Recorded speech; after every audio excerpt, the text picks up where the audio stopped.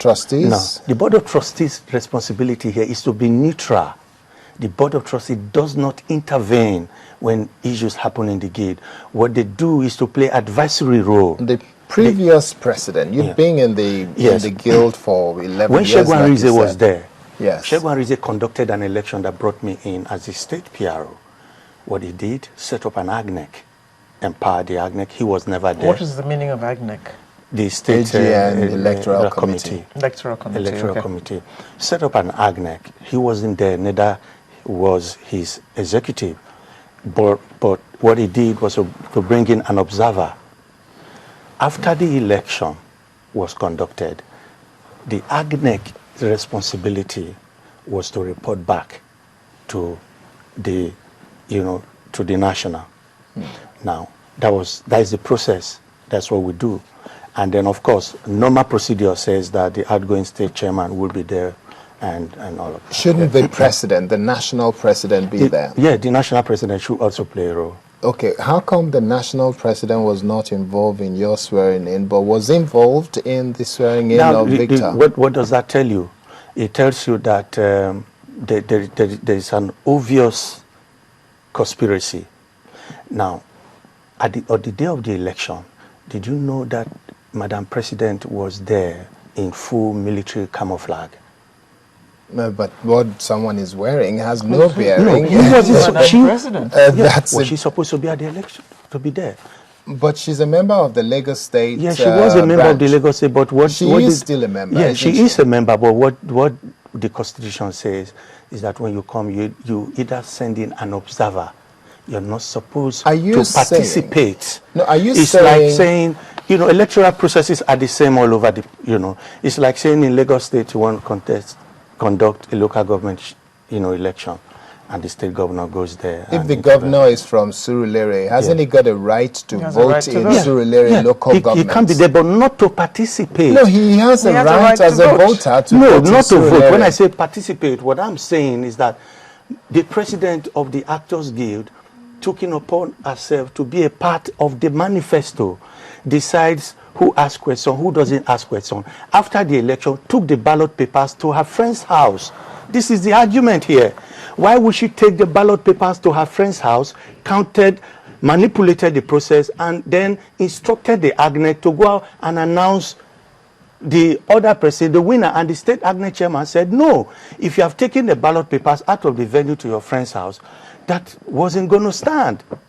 And then what we now hear was that there was a secret, look at my swearing in. It was in the presence of the state Congress, state executive. How was this sworn in? This is the same state executive that was asked to vacate their position? No. What happened? When your tenure expires, yes. That tenure expired, and an AGNEC was set up to conduct another election. The tenure expired, yes. And who told them they had to go, or it was just at the end of the tenure that they decided? Yes, when your tenure expired, normally the Constitution says the national, in consultation with the state chairman, should set up a committee to conduct an election.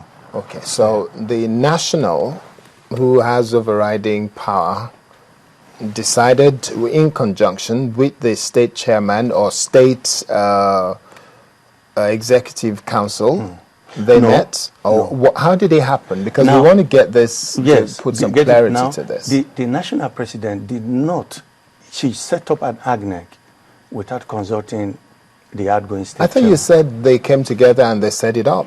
No. I didn't say that. Okay. What I'm saying is so it was the national president. It was, yes. She just did it without national executive or an individual. The national president set up an AGNEC without consulting the outgoing state chairman.